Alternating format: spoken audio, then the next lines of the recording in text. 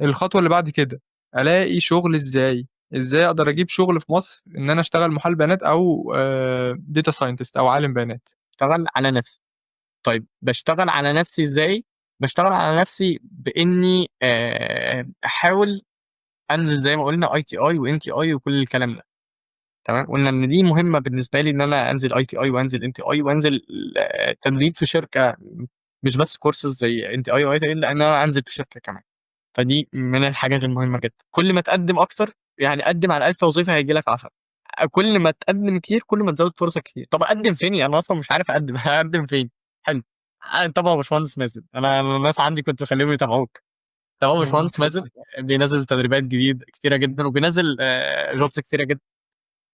الحاجه الثانيه طبعا الناس اللي شغاله في الشركات، يعني طبعا الناس اللي شغاله في سامسونج، طبعا الناس اللي شغاله في اندلسيه، طبعا الناس اللي شغاله في اورنج، طبعا الناس اللي شغاله في فودافون، طبعا الناس اللي شغاله في اتصالات. كل دول بينزلوا.